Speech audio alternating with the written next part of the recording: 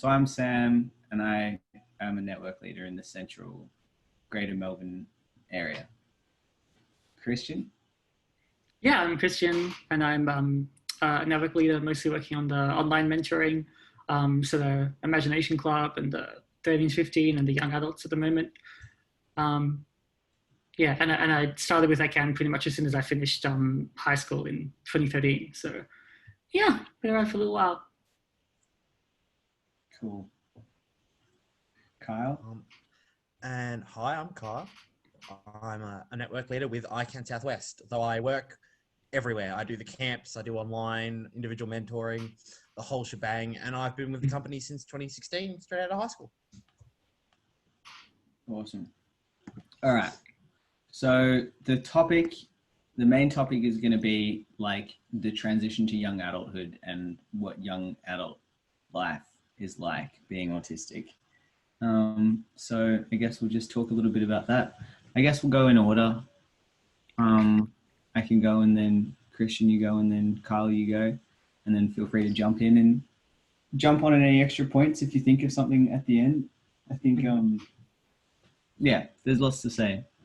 So first question is, what's the hardest thing to manage as a young adult?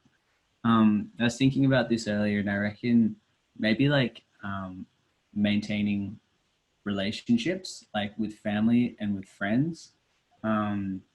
Like since leaving school and then moving out of my parents' place, I find that it's really easy to like forget to organize to hang out with them and to have like regular catch-ups and check-ins.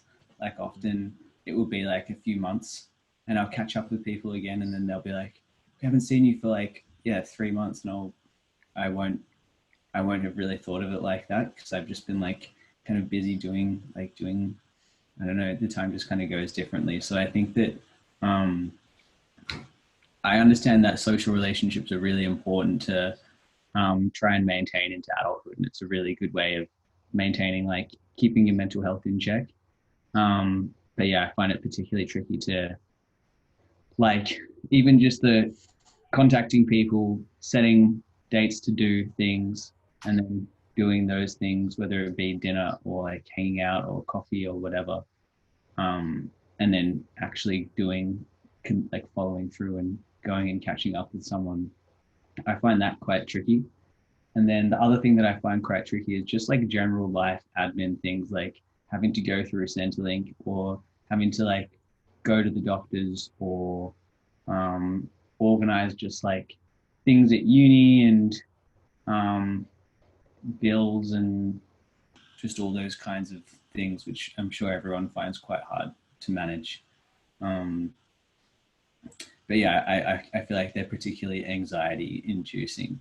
And normally they're not too bad once I've actually done them, but yeah, I think that those are my top two: life admin and family and friends, like managing relationships. What about you, Christian? Yeah, I definitely agree with things you just put before. I guess to piggyback off the life admin thing, it's like any task that I haven't done before is probably pretty difficult and like anxiety inducing in that way. Once it's something I've gotten the hang of and done a few times, then it gets better. But yeah, the first time, especially if it's something official, something sort of high stakes. The example that really comes to mind, like a couple of years ago when I was getting ready to go to France, was my visa appointment in Sydney. I'm based in Melbourne.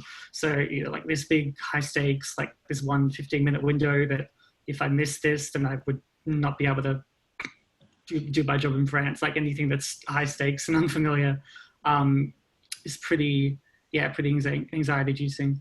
But actually, before we started talking, the first thing that came to my mind was being taken seriously as a young adult, or I guess like pretending to be an adult in a sense as a young adult, because yeah, I guess if you're a young adult, it just kind of naturally comes off as like more grown up, or even like a bit older than you are.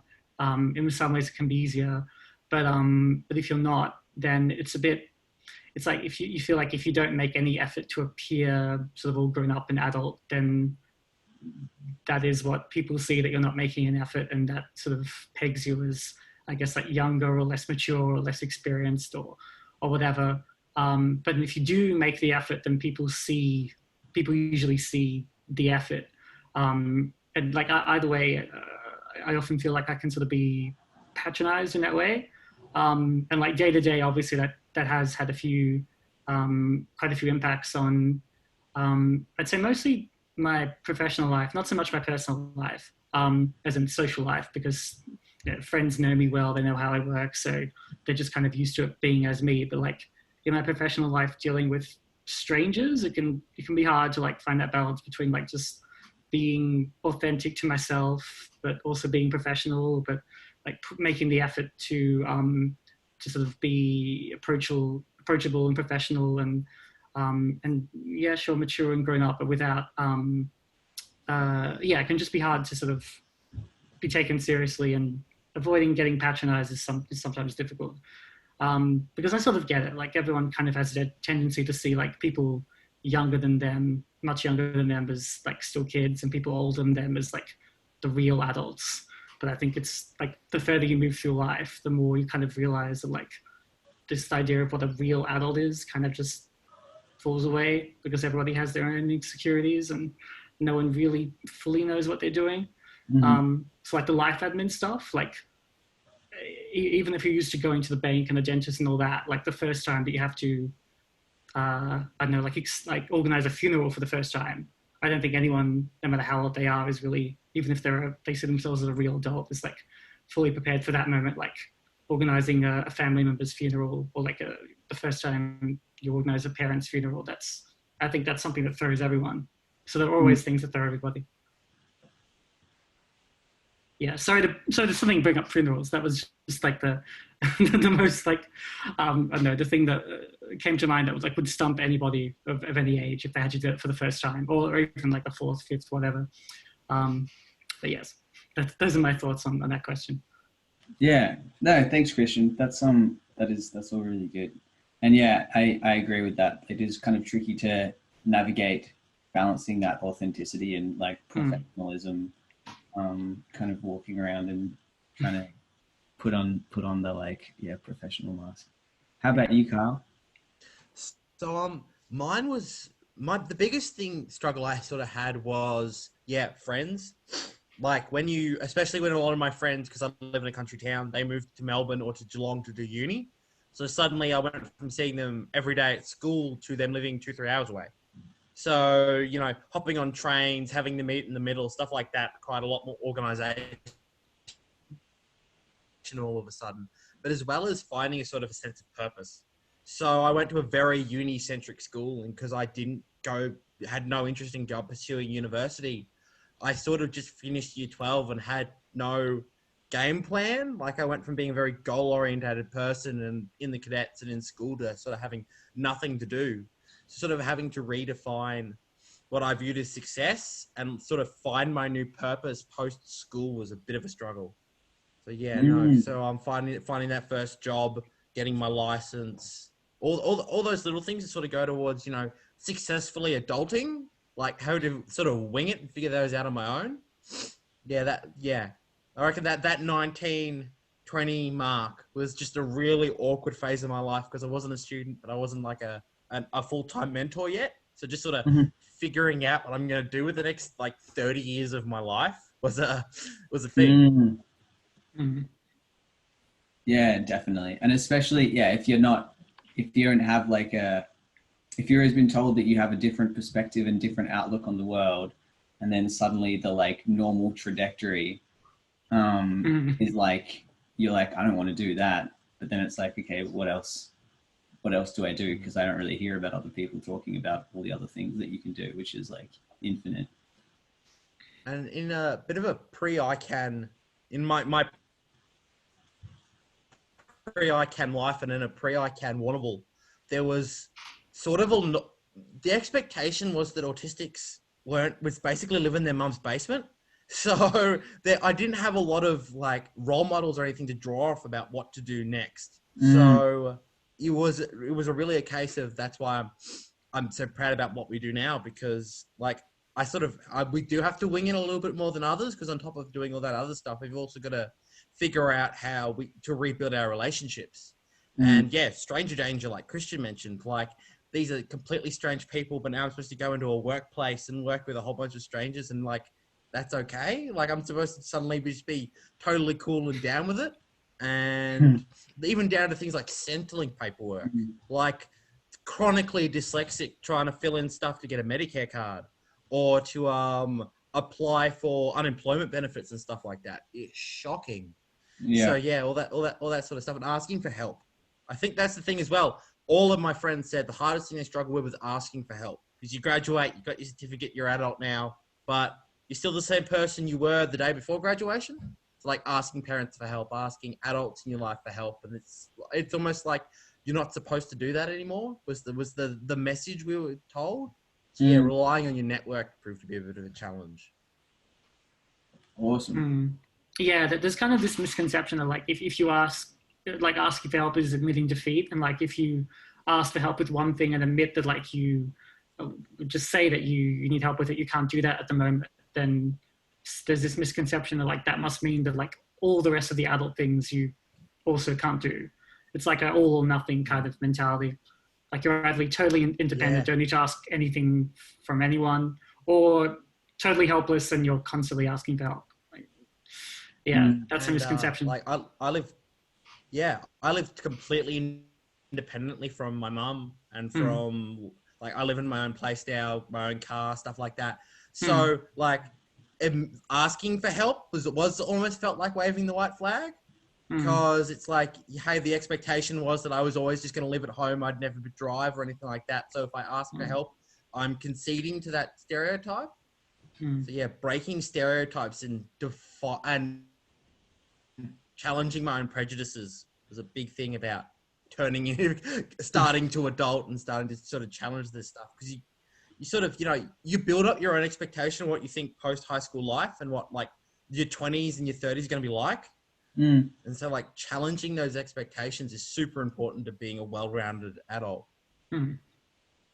Yeah, totally. That's a good point. Like, out of high school, you kind of have the opportunity to like construct your own identity in your own kind of independent way, like away from your parents, and maybe with new groups of friends, or in kind of you start coming into new networks. And so you have the opportunity to kind of reshape that.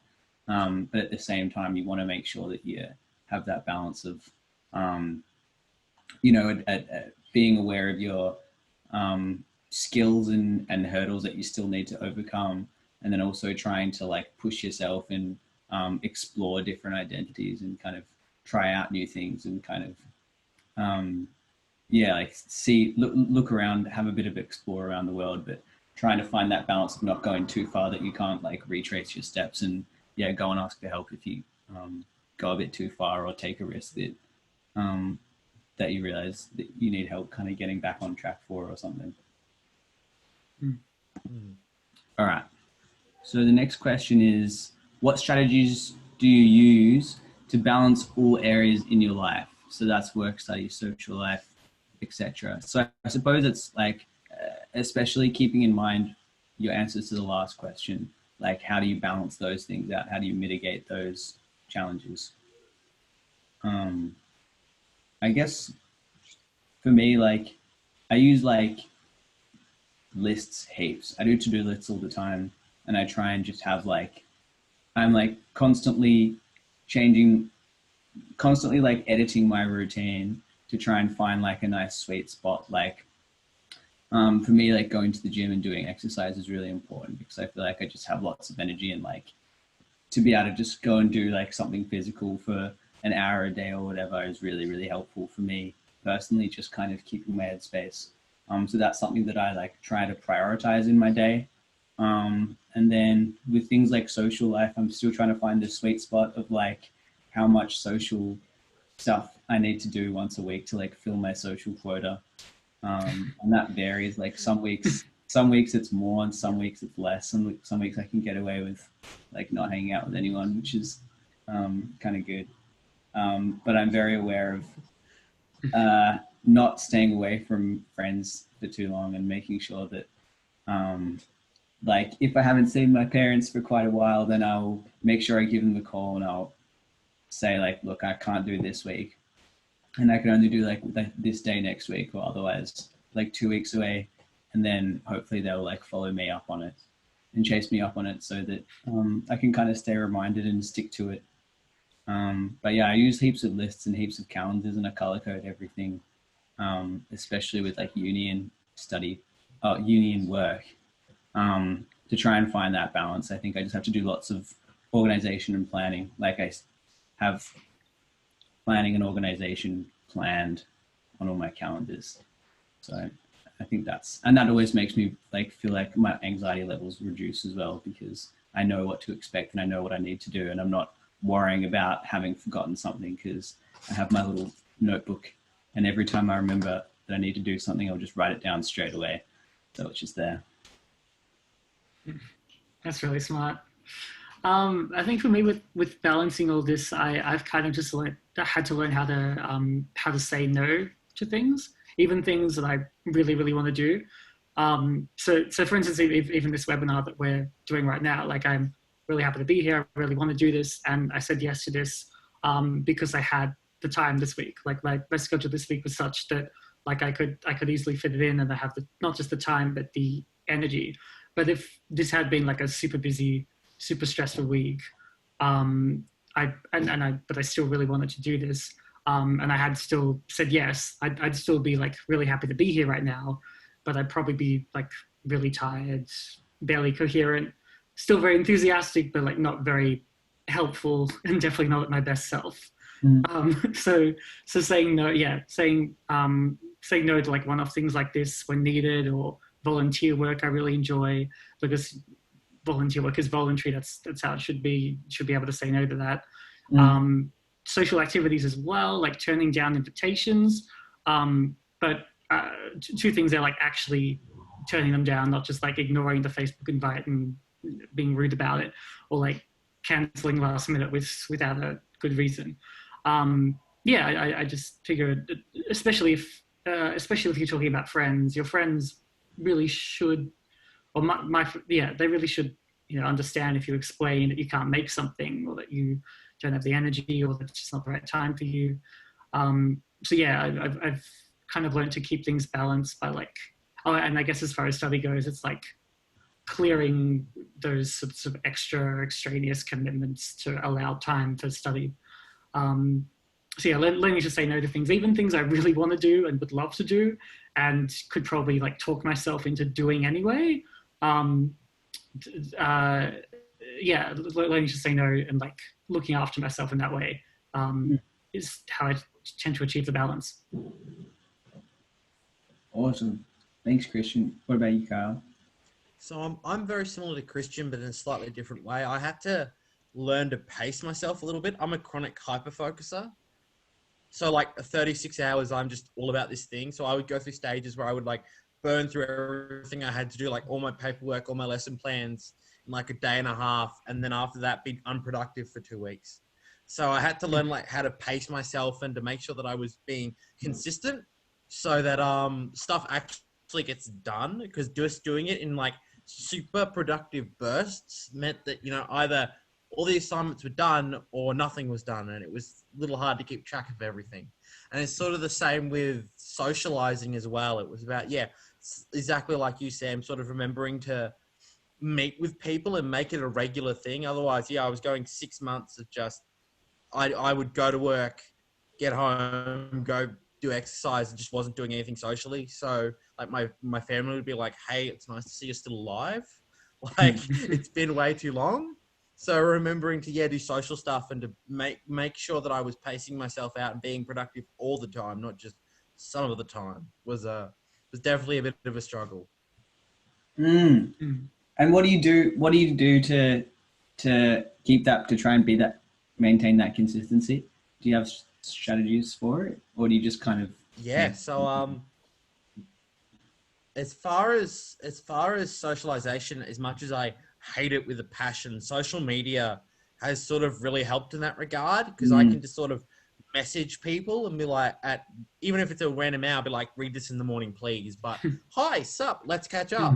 Like, and then I can put things in my calendar and things like that. And so I can sort of book people in and then set enough reminders that I remember to do it. So I can sort of book it in and make sure that I'm forcing myself to form these habits.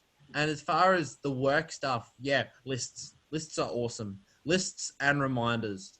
So like I'll put, let's say that I've got a deadline. Actually, I do have a deadline for this Sunday. So I've put reminders at like half day intervals for the 3 days prior to make sure that I actually have this thing done. So that, it gets to like 11 p.m. Sunday night. I'm not sitting there looking at the assignment for the first time. Because I pulled way too many all-nighters when I was young because I could. Like, coffee was still new. So I just, coffee or Red Bull. And then I just, work from like 10 p.m. to 4 a.m. to get stuff done. And it's not healthy. Like, you should basically not be nocturnal. Most people don't live their lives like 12 a.m. to 12 p.m. Yeah. Yeah. I've been there with assignments. It's not good. It's not a good habit to get into. No. I would also add, part of me has this like anti-technology. I don't know what it is. Like this like, oh, like Google's evil, and like Siri is like listening to everything you say and like building up a profile of who you are. But once I got over that, like I use Google Calendar and I use like Google Docs and Google Drive. Like I just like use all of the technology, and with new stuff like Evernote, and I use reminders all the time. I have a Google Home that I ask to do reminders like heaps. If I'm like falling asleep and I like have that like thought just as you're about to go to sleep of like something that I have to do, I'll just say, I can't say it now because it will hear me, but I'll tell Google, can you remind me to do this in the morning at 10 a.m. So I'll wake up and then I'll get reminded of it. Which is, and I don't even have to open my eyes. And so it doesn't like interrupt it kind of maintains that. So I reckon like, I use my phone heaps. I use Google heaps. I use like my emails and schedule things all the time. And I schedule emails as well to like send them. So like if I don't want someone to respond straight away, but I've written the email back, I'll schedule it for like first thing the next morning. So I don't have to, like the task is done, but I don't have to expect a reply until at least like 12 more hours or something. Yeah, I do the same.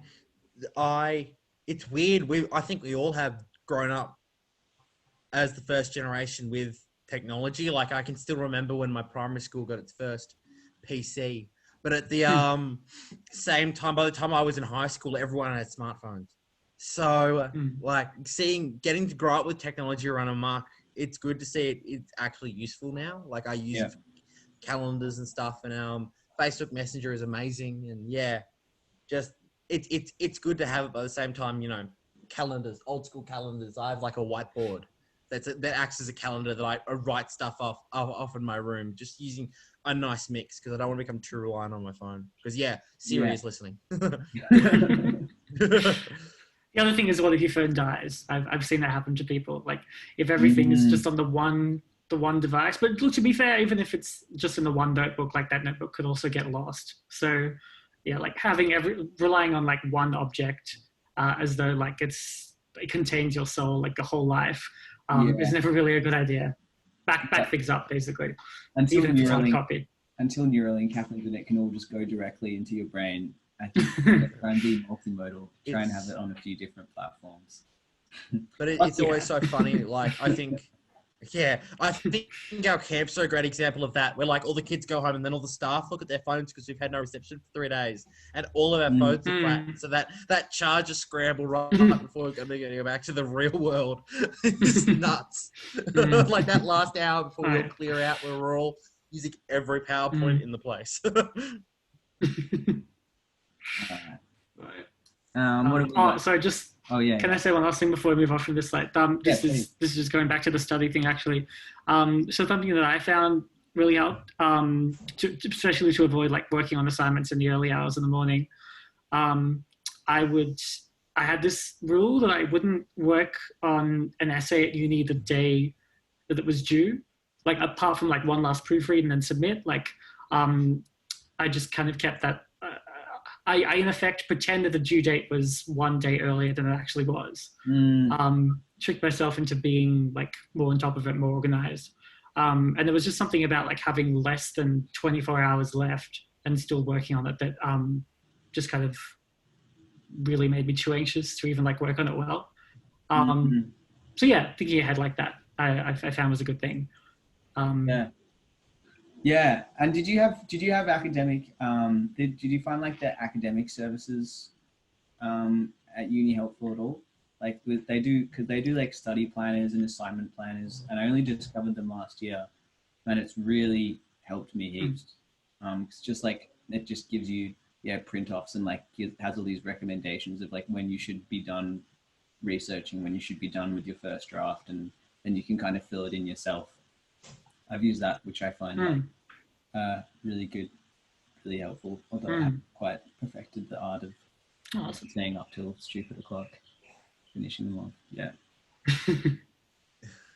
I've actually still not worked up the courage to go back to school yet. Like my first go around was such a fun experience that I still haven't actually quite worked back up the courage. Well, we're on that subject, because this is something that we're all going to have to grapple with. What made you guys go back? Because I don't think either of you did it straight out of school, did you? Like, what made you guys go back to formalized schooling? Straight out of school. Oh no, I did actually. But because I wanted to, because I was looking forward to university. It wasn't. I didn't just do it because I felt like I had to. There was nothing else to do. So I went straight into it. But then because I came out at the same time, I ended up being part-time uni, part-time ICANN and other work. So I had that balanced lifestyle, a more balanced lifestyle at uni, which I think was a good thing, because uni stopped being like my world and just like a part of my life, but not like my whole life. And also meant like I made friends outside of like friends at ICANN and other activities I was doing. So that was a good approach. And also meant that like because I was doing less subjects at once, I felt like I was getting more out of the subjects I was doing because I was slowing it down. So yeah, people forget that like you don't have to be so like timetabling, schedule flexibility at uni is like definitely a good thing to use to take advantage of. Did you get the question, Sam, or did I drop out? Hey? Did you get the question, or did I drop out right as I said it? No, I heard the question. Did I go to uni straight away, or why did I not? Actually, what made you decide to go to uni? Yeah. Both my parents went to uni, and so I think I always assumed I would go to uni. I always wanted to do teaching, so I think uni was always going to be on my cards, and I wanted to be a primary school teacher. When I finished high school, I took a year off. I went and worked as a nanny overseas on my gap year. And then I came back and went to uni. I tried doing it full time for a bit. And I was working part-time just at like a call center. And then I dropped back my subjects, I think after the first year, and just did it kind of part-time. And then I also would take semesters off. Like it took me a while to find the balance for me between like uni and work. And I also was pretty keen to move out of my parents' house because I had a little sister who was she was like 2 or 3 years old. So I was pretty keen to like move away from that. So work was quite important for me at the time too. So yeah, I think it was a lot of playing around with trying to find that balance, but having people around saying like, don't like beat yourself up for not being able to do uni full time. If it doesn't work for you, then it doesn't work for you. And also trying not to feel like guilty about being on Centrelink or anything, like feeling like I didn't deserve to be on Centrelink and didn't deserve to be getting money from the government. Like that was like a big, I think, weight. Like I felt this big pressure of like, I should be working and I should be studying and I should be able to manage all of this stuff. Which, I mean, I wasn't diagnosed until about a year and a half into uni where I started to really, really struggle with all this stuff. And so getting the diagnosis really allowed me to take the pressure off myself, and realize that I'd been putting like, oh, there was all this, like, I was like, there's all these expectations and all this pressure. And then realizing that a lot of it was self-imposed, and that it was fine to not go to those expectations was like a big relief. And having people around me constantly saying like, it's fine to not do uni full time. It's fine to not take these opportunities if you don't feel up to it. It's fine to want to move back in with your parents. I think I moved backwards and forwards a couple of times. Having people just say that it's okay was helped me keep exploring those options. And now I've found a balance, I think, after, you know, a lot of years of tinkering around, but I'm glad that I've gotten there. Yeah. Yeah. All right. How do you ensure that you look after your mental health and well-being? That probably ties in with the balance thing as well. I think I try and figure out what's important for me. Like, I think, what was the last question? What strategies choose? I feel like balance and well-being, mental health and well-being is kind of the same things. I do make sure that I kind of schedule downtime. I make sure that I monitor my moods and like can tell if my sleeping pattern is starting to go a bit awry, then I know maybe my mental health is starting to slip a little bit, and maybe I need to pay attention and kind of do some more things. Yeah, apart from that, similar answers to before, I think.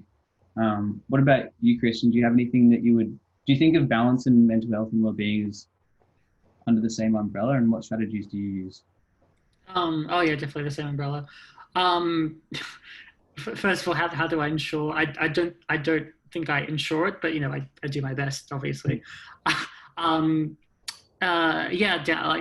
both downtime, like giving myself a break, like doing activities I actually find relaxing, but also doing activities that I actually find fun. So sometimes like the kind of noisy party scene, I'm just not really in the mood for it. So like I can still do a social thing and also a fun thing, but something that's actually something I know I'll actually enjoy or will feel like at that time. Because it is supposed to be fun. It's not supposed to be something you're dreading or something you're doing because you have to, or that you've legally committed to or anything like that. So, yeah, as well as obviously like talking to people I trust, or talking to family, talking to friends, and obviously sleep as well. Being generous with like sleep-ins and things like that from time to time has been a good thing. But yeah, definitely related to balancing other areas of your life. Can I ask a question, Christian? Yeah. What do you say there's like, there's parties on, and you're not feeling up to going to the parties. Like, what do you say? What do you tell people? Do you just say, I don't want to go? This is for my own personal information as well, because sometimes, I totally relate to that. Like, there'll be a party, it's I'm approaching it with such a task mentality, and then it's like, I could just not go. But I know. I think there's probably like two types of parties here. If it's like the general, say like a uni party, so like here's the people going, like a friend has asked me to go with them or they're thinking of going. If I don't want to go, that's probably what I'll say. I'll say like, no, but like I'd rather do this instead. If it's someone's birthday party, so like a much more personal invitation, like a party for them, and I wouldn't just be going to have a good time, but like I'd be going to support them be a part of this as a friend. Then I think I'd approach it more as like I can't go, like I've just got too much on that week, or like I can only come for a short amount of time. Actually, if it's a more personal invitation, that's usually what I do. Like I go for a short amount of time, or I stay until I'm exhausted and done with it, and then I'll just say thank you for having me. But yes, it's been a while since I felt bad at all, like doing that, actually, like leaving early or just leaving when I'm done, or leaving when I feel like it. Because you have obviously, I've showed up, like I've made the effort to go, which is all you can really expect when it's like that personal invitation. And if it's just Yeah. the general uni party, and it's like, well, who's going to be offended if you don't show up? Like, that's not personal. Yeah. Yeah, I did that. I think I actually did that pretty much for the first time on the weekend. My friend was having a birthday party and I rocked up like exactly on time when no one else was there yet. And I drove as well. And I made plans. I made like plans for afterwards. So I was like, sorry, I can only stay for an hour. And it was good. And it all worked. And I left feeling like I hadn't overspent. I hadn't spent all my social energy. Because like, yeah, I'd gone and had chats to everyone for like an hour and then got to escape swiftly. Yeah, I know what you mean. What about you, Carl? What do you reckon? Well, I'm actually still figuring this bit out, truth be told. So, yeah, no, I definitely don't think I'm anywhere near the ensuring part of that sentence yet. Yeah, it's definitely still something I'm working on every day, trying to get it just right. Because though I think routines help in that regard, like, making sure, because I found that, sometimes I find I'm not socializing enough. And other times I'm spending too much time outside, or I'm not doing any hobbies or stuff like that. So yeah, it's still about that balance. Make sure that I am actually, have positive mental health and that I am doing okay. But yeah, as well as just talking to people, relying on your network. Like I drum it into my mentees that, they need to rely on others and that they shouldn't be lone wolfing it. They should be, having other people help them out. And they sort of need to follow my own advice sometimes. Yeah, I definitely think I'm still a work in progress in this regard. It will always be, I think it'll always be a work in progress because there's always new things coming into your life and new challenges, new life stages that present new challenges. I'll ask this question, and feel free not to answer if you don't want to, but do you find professional help is something that you guys engage in to kind of help with these things? I just was thinking then that like I had a few psychologists for a while, like at the start of uni and when I first got diagnosed, and I found them kind of not particularly helpful. But then I shopped around for a bit and I found a counselor who was really, really good.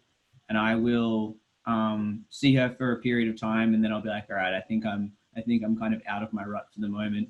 And then I'll take a few months off, and then maybe something else will come up, or I'll notice my mental health slipping a bit, and I'll call her up again and I'll say, hey, can we come and have a chat? And then I'll come and see her again for a couple more months. And it's really nice because it's like a no pressure thing, and it's the same person over a number of years, and she's really she's very like understanding. And I was really relieved because it took me ages to find a psychologist that I could talk to about this kind of stuff that was kind of saw the whole me and didn't just see like the autism label or didn't just see the transgender label, and was able to like do a whole really holistic kind of approach. And I found that really helped me to find my own strategies and build up my own kind of resiliences. Do either of you have any thoughts on that? I keep thinking I should actually seek like go to a psychologist. Like I keep wanting to, but I just never really do. I think if I'm most honest about it, I just think it's a bit daunting, the idea of like explaining my feelings in that much.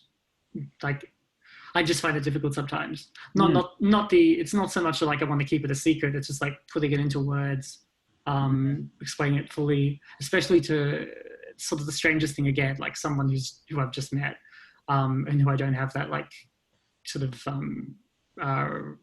what's the word, like code with, like that shorthand with, that familiar shorthand with, is just like a bit daunting. Yeah. I find I'd be really interested in getting a psychologist who is autistic as well. I have an autistic friend who sees a psychologist, and the psychologist is autistic, and he says that it's really great because she gets so much, and he doesn't have to try and explain like where he's coming from, because she's like, yeah, I know, it's just like a neurotypical thing. You're like, okay. Yeah, Yeah, that's a problem. I think people have this idea of like not even, well, okay, yeah, not neurotypical non-autistic people are like the sort of impartial default, or like the stable one who should be doing yeah, that's what a psychologist should be. But yeah, we definitely need more neurodiverse psychologists. Yeah, yeah, they're really needed. Cool. Yeah. Alrighty. Kyle? Oh yeah. So yeah, I was just gonna say I probably, same with Christian, I probably should, but I'm especially like in the last, like 2019 was not a fun year for me. I basically had a complete factory reset on my life. But I don't trust easy, and it's something I'm working on. So it's sort of like going out there and sort of putting myself out there with someone, even in a professional setting, is just doesn't sound like a fun idea. So yeah, it's something I'm at war with myself on, I think, a little bit. Yeah. I think from like a masculinity perspective, there's like a lot of pressure on men to be like stoic and stable, and I think that there's still that like really strong stigma of like men seeking help as being this like bad thing, and which is of course a terrible shame, but it's real and it's there. Yeah, it's tricky, but I mean there are also other ways to maintain and look after mental health, and having a good support network around and having people that you can chat to, I think can be just as good in a lot of instances as well. Alrighty. How do you make or maintain new social connections or friendships? Oh, This is a hard one. This is a really hard one. Yeah. Because are you guys a bit like me, where it's, if I meet someone new at work, then maybe, but other than that, I have work and I already live with a couple of people, so my network's almost set. So unless something like massively changes, like I switch jobs or something, I don't think I really will. Like unless I meet someone awesome through work. But yeah. Yeah, I just can't really think of where else I really meet people apart. Yeah, it's either work, study, or like volunteer activities, or like I do with community radio or community theater and stuff like that. It's like, yeah, people I work with, like either in paid work or volunteer. I can't really think of any other setting I've really except for like the kind of continuing childhood friends, family friends thing. But I'm also just not, I've never really been in a mind frame where I've been like looking for new friends, or like ever thought that I should have some more. It's always just been that like I've gotten to know someone usually through working with them. So that's where I find it's easiest to talk to people, when you're like doing something together, or like not even that, but when there's a purpose to you talking with them. So, not just like, I don't know, like knitting together and like chatting about your lives. Like when like the first conversations you have with them are like practical about the work, like you need to have this. Yeah, that's the only way that's ever really worked for me. And the idea of like doing like a social, like an interest sort of club, or like hobby club, I kind of get, but like a general socializing group or club is never really something I've felt like going to, because I just would have no idea what I would talk about with people I don't know. Yeah. All right, I will share this. I started going on a dating app earlier on in the year, and I've been going on dates, and a lot of it is like, a lot of people is like, oh yeah, we could be friends, we could make friends, but a lot of it is also oh man, it's like terrifying and weird, and I hate it, and I probably won't keep doing it for much longer. I think I agree that I have most of my friends, it's like people that I've made over the years, and then if they're good enough to have stuck around for a number of years, then I will meet their friends, and then like I feel like I make friends by hanging out with my really close friends, and then hanging out with my close friends, and and people just kind of, you know, you kind of people find their way into your life. I much prefer hanging out in like small social situations, like rather than big parties or big events, which is, I think, from what I can tell through studying psychology, is generally what people do. Is like people like to go to big social events because they like to meet new people. But if I go to a big social event, I don't think I would really talk to anyone new. I would probably just talk to the people that I already know that I like. That sounds crazy to me. The whole idea of like going to somewhere like a massive sardine can full of strangers for the express purpose of talking to randos. Like, wow. I know. And it's like, it's actually a thing. Like people make friends by meeting at parties, and then they like become friends. It's quite bizarre. But that's one thing. I think I did actually make a really good friend towards the end of last year. It was a friend that I'd played football with for a number of years, and her partner, I was like, oh, I planted some tomatoes. I finally started my vegetable garden.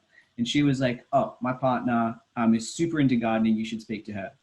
So I went and spoke to her, and I've only seen her around because like we'll have parties and she'll always be like hiding up in the shed, like planting her seedlings.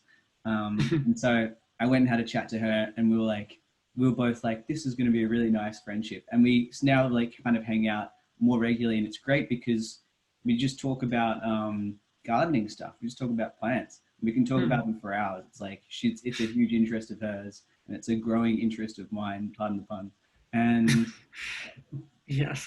And so we can talk about it over a cup of tea, and we live close by, so we don't have to actually hang out for more than like an hour and a half anyway, which is the ideal socializing time, I think. I feel like after an hour, it's like I need to go and think about everything that we've just said. Otherwise my memory would be wiped.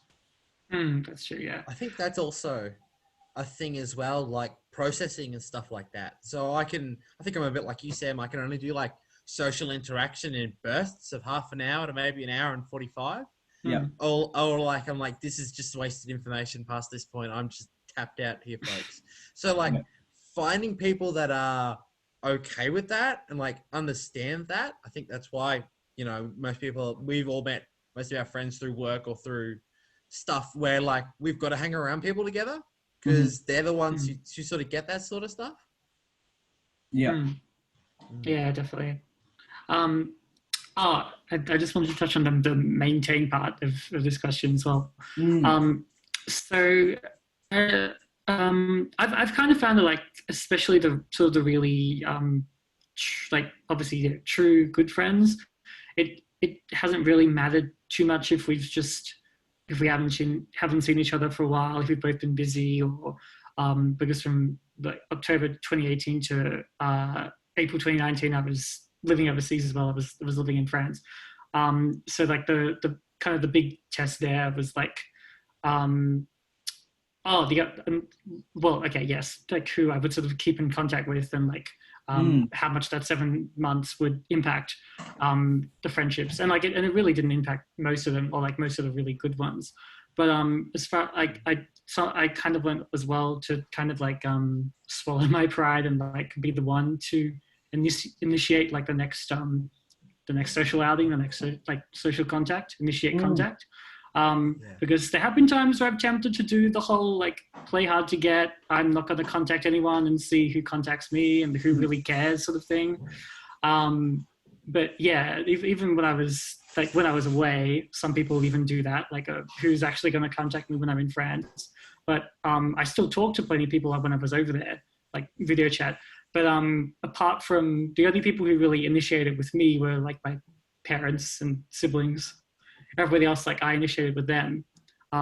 We still, had really good times together. But I was the one initiating, so I just kind of accept that sometimes. Like I'm the one who sort of initiates most of does the most initiating in like this friendship, or even most friendships. But I don't necessarily see that as like a bad thing. I just kind of realize I have to do that if I want to see people, and not expect people to come to me. Yeah. That's a big one. And like that's another, I guess, really good thing about social media is it's easier to get in touch with people and just kind of be like, do you want to hang out or something? Hmm. Yeah. Yeah. Yeah. Snowballing time can be a factor as well. Like you think, oh, I need to catch up with this person. And then like 3-4 months later, you still haven't done it. And then it's like, oh, well, it's been 6 months. I guess I'll just like, oops. Yeah. So it's about not letting time snowball. It's about being a little bit proactive, like what Christian's saying. Sometimes it is good to instigate for your own attention span. Otherwise, you'll get busy again and then it'll be like 12 months. Yeah. I think I'll just say quickly, like having interest-based friends is really good. Or like if you want to maintain friendships, find something like rock climbing, which is what every single person seems to be doing these days. I didn't know it was a thing, but when I'm on this dating app, everyone's hobby is rock climbing and bouldering. So rock climbing and what? Bouldering. Are you sure you like haven't rock just climbing, been... but without the ropes? It's like slightly different. Oh, okay. Yeah. Have you accidentally been algorithmed though? So because you keep hitting yes on like rock climbing people, it keeps showing you rock climbing people? It's so bizarre, but it's just like it's the new hobby. It's the new thing that everyone does, I'm pretty sure. And so what I would do hypothetically is like I have a friend that I don't see that much. We used to live together and now we don't. And so now we went from seeing each other like almost every day to not. And we were like, we want to hang out more regularly. And I think what we'll probably end up doing is find a day that's suitable for us both and we'll do rock climbing like once a week or something. And that will be how we maintain our friendship because we live far apart, blah, blah, blah. That's really great. Yeah. Yeah. The interest-based stuff definitely worked. The few times that I have, when I do try like the party thing to meet people, like if the specific interests are there, like that's when I find the really exciting conversation happens. But like I can rarely be bothered with the whole like, so tell me about yourself. Like, what do you do? Do I have to? Yeah. And what do you say? What do you say when someone's like, "What's new?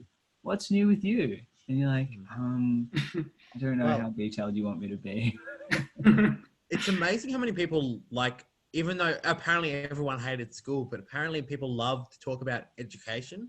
So I always say, oh, I'm an autism support mentor. And then people will like tell me about their schooling for the next 4 or 5 hours. It's a really easy way to get out of it because I can just sit there and listen to them talk. It's true. It's true. Yeah. Because apparently we have a really interesting job. So it's a really rare job too. And as far as the like just everyone, I think most people do know what autism is. That isn't like they've at least heard of it now. So it means everyone has, this is an autism specific thing. Everyone has an opinion on autism was what I found. How informed that opinion is, there's like huge variability, but everyone has some kind of opinion. it's always great letting them talk for like 2 or 3 hours and then saying, oh, by the way, I'm autistic. So they've talked to it afterwards. They're like, ooh, I think I just like, yeah. I'm a spy. That's right. Fun. Oh, that's it. I'm trying to think if there's any other ways of maintaining new social connections or friendships. And I think we've probably covered it all. Can you think of anything else, either of you? Do you feel like your social life is like satisfactory? Like, do you feel like it works for you at the moment? So myself and my ex-partner, we separated after 2 years, halfway through 2019. And so like, I found afterwards just how much I had sort of let all that stuff fall by the wayside because I had like moved out of town and I was working, I was in this relationship. So like getting in touch with everyone, like going back to my D&D group and starting nerfing again, like having to sort of recreate these hobbies, though it's amazing how many people I think are in a similar boat there. Everyone's sort of looking for something to do. It's just someone needs to instigate. So, hey, let's all catch up this weekend and play Yu-Gi-Oh! Or, hey, let's catch up this weekend and watch a movie. Like, once you instigate, everyone's down. So I don't think everyone's like I think everyone is struggling with the maintaining part. Yeah, I definitely agree. Yeah. All right. Let's see if there's another question. What was the one thing that you wish you were told or taught before you approached young adult life? I'm gonna let that question like roll around on the tongue for a bit, because I don't know. Probably lots of stuff. I think maybe like to just like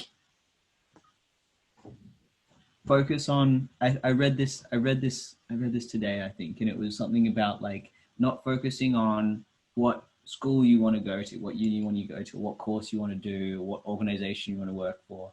Focus on like the purpose that you want to have and the thing that you want to do. Like focus on your passion rather than things that will support your passion. And then if you kind of pursue that, then opportunities will kind of come to you, and you'll be able to make like the decisions you make will be better guided, because it will be based on like your internal motivation rather than like external motivations, like, oh, I want to be a lawyer because I can make lots of money, rather than like, oh, I have a strong sense of justice and so I want to go do law or something like that. Yeah, I know what you mean. So, yeah, go for it, Christian. Oh, you sure? You can change that if you want. You can go if you want. Mine's very similar to what Sam was going to say. It was just sort of like I was going to join the army because I thought if I'm not going to uni, I might as well be doing something productive. And then after I decided not to join the army, I was doing my security course and going to go be a security guard, because that sort of stuff. And all the time I'd wanted to teach and wanted to help the next generation not have the terrible schooling experience I did. And always sort of kept negative self-talking myself out of applying or like looking for things in the field. As I wasn't looking at it like what Sam just said, was like, hey, I should be looking to be a teacher's aide or a teacher or a shrink or what we do now. So yeah, looking for the purpose and then finding the job that allows you to do that thing. Yeah. Because quite a few professions are pretty like loaded with preconceptions. So if you take like the two that you've mentioned, like lawyer and teacher, lawyers, like lawyer doctor is one of those that's like seen as like peak success. Like everyone wants to be a lawyer or a doctor, and if you're not a lawyer or a doctor, it's because you couldn't be one. And teachers seen as like, or even just like education in general to an extent, is like the opposite of that. Like you're a teacher because you failed to do something else. Is like the external kind of perception of that. So yeah, once you strip all that away and actually think of like what you actually what you actually want to bring to the world, what your passion is, all of that, what you actually what you have to offer, what kind of a life you actually want to have. Start from that and then look at reevaluating what those professions actually are in real life is helpful. But in terms of this question, actually something completely different came to mind for like something you want to be told or taught, which is it's not that different from your teenage years. Like a lot of it does still apply. It's still the whole like, what am I? I'm not really a child anymore, but I'm also not an adult yet. Like everything's changing, but it's a magical, wonderful time of, change and very important stage, and you're learning new things and you're finding yourself, and, like, it's still a bit of like, oh, what's happening around me? Like nobody understands me. Like this is all so hard. Like everything's different. Like, yeah, all that still applies to young adulthood. Which is a bit of a shame, because I think when you're in high school, you do see everything outside of high school as like the light at the end of the tunnel, and like everything will be different. But some things won't be, like kind of like what was it Carl? Did you say how like after graduation you're still the same person that you were before the graduation ceremony? Yeah, exactly. After you turn, I don't know, 18, you're exactly the same person as you were like just the day before your 18th birthday. So yeah, it's still there's just like a new set of challenges that come up. Having said that, yes, school high school is over, teenage years are over.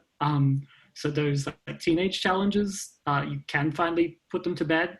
And obviously, like being outside of school, the kind of like, you know, making your own choices, what we were talking about, like doing part-time uni, all of that. I mean, you can't really do like part-time primary school or part-time high school, because like it's all designed so like you're basically on the assumption that your like social development and your academic development are like always going to be aligned, and you're always people you're the same age as you. Whereas in uni, that's just not what happens. Like there's often a huge spread of ages across like students in the course. Not even just uni, but like tertiary education. You know, often a huge spread of ages, and that's just kind of how it is. So yeah, it is good, but also scary to be so free, but not have the security of like, I'm in, you know, this year and I'm like this many years old, and like this is exactly the stage of my life, and everyone can immediately understand that. Year 12, oh yes, I know what year 12 is, yes. Whereas beyond that, yeah, the roadmap disappears and you've got to figure it out by yourself.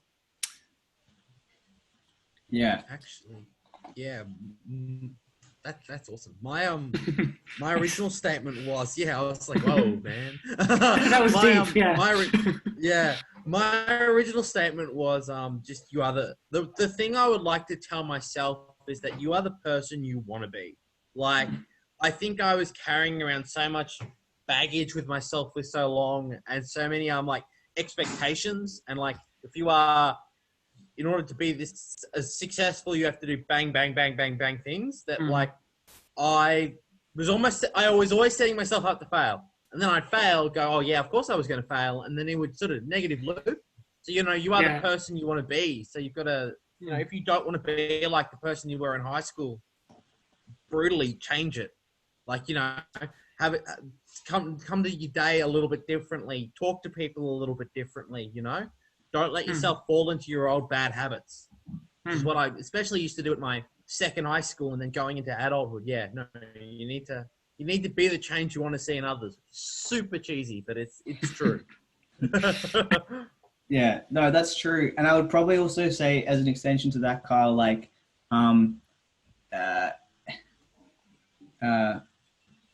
wait, what did you say?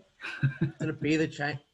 Be it the basically change. was, yeah, you Be want the to see in change others, you want to see in others.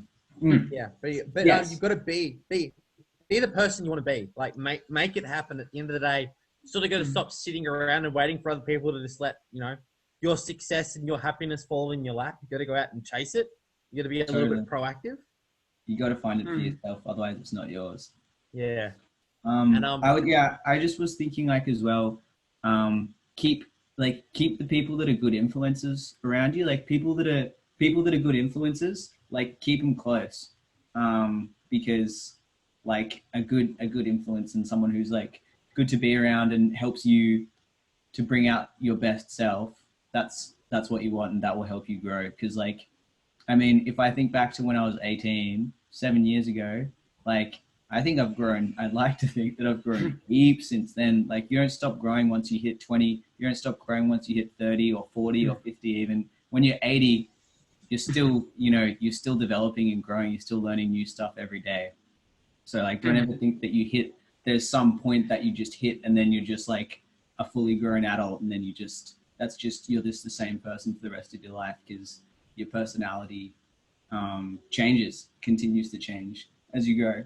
And I would also say one more thing, which is that, kind of similar to that, you never stop growing and you never achieve like 100% independence, kind of throwing back to the taking care of your well-being and stuff. Like, you're never going to be 100% independent. You're always going to need a support network. You're always going to need some people, probably, you know, like not like just one person. It's probably going to be like a handful of people that you can go to, whether it's like a mentor for work, or whether it's parents or like guardians or like role models that you can go for like emotional support and kind of general life guidance, or if it's friends for like social support or whatever. You want to have like, you're always going to have a base of people that you're going to be dependent on, no matter how much you hate the idea of being dependent on other people. It's always going to happen. Sadly, yes. And unless you can like grow all your own food and like make all your own clothes, and, like produce your own electricity or any of that, like yeah, you're always going to be relying on other people to some extent. But it's almost like such a teenager mentality thing to be like, I can do it all on my own by my very self. Or when I'm a big grown adult, I can be completely independent. Maybe being an adult a little bit is about accepting that you do need actually to have other people. Like, you know, communities are important. Oh yeah. I think, sorry if I'm talking heaps, but I have one other thing that I'd like to add, which is that responsibility is something that I've only just realized the importance of like developing the last few years as well. Like responsibility for, you know, you stop being like other people are responsible for you. You don't really have any responsibilities. You can just run around and be a kid, whatever. But it kind of gets to a point when you start like, okay, I'm taking responsibility for my own life. And then I can also start taking responsibility for, you know, like you are responsible for your friends in some way. It's not 100%, but like you're responsible for maintaining a friendship with them, and your relationship is something that you have responsibility for. You have responsibility for taking care of your family, like as well. It's not just like a one-way relationship. And then you can also choose, because it's quite rewarding having responsibilities and like working with them. Like that's why I love growing all my vegetables so much. It's like I feel a real sense of responsibility to them, and being able to water them every couple of days and see them grow. And I ate a tomato before that I got from the tomato plants that I planted a few months ago, and that was like just like a really nice feeling. And I think that comes from like taking on that challenge of responsibility and like sticking to it, and it pays off. You get to eat the fruits of your own whatever, something fun. Fruits of your own labor, I think is the, yeah, that's a really good metaphor. Yeah. But that's also like such a huge milestone. Like you set out with a goal, I'm going to grow a tomato bush, and then like you're actually beginning to reap what you sow, and like starting to be, and you're beginning to actually start to have this stuff. So there's a 2-second delay between when I say it and when I see you guys hearing it. So like I'm already into my next sentence and into my next thought, and then I see you guys respond. So I'm like, oh, cool. It's like, yeah, it's a thing. Like I'll say something and be like 1, 2, and then yeah. We gain the wonders of technology. Oh, sometimes I'm like that naturally because I have a processing delay. So yeah, it's funny how that works out. It's like in conversation as well. But it's like, I think it's supposed to be like the average person's thinking time is something like anywhere between 5 to 10 milliseconds.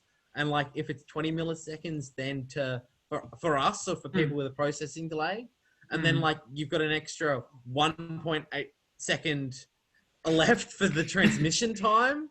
Like it's just like, oh my god.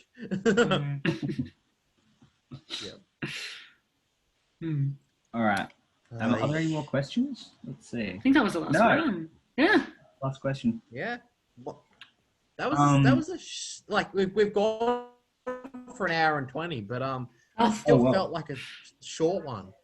No, it's good. I think there's heaps to say about it, and this is the kind of stuff that we don't quite get to go into detail about in like online programs or in schools, because we're dealing with more high school stuff. Like it's a bit more. It's still a few years. There's still a few years out of young adulthood, so you don't really need to kind of go into as much detail. So it's kind of fun. It's fun unpacking it. It's fun talking to you guys about it as well, of course, because we have the kind of shared insight, which is quite nice.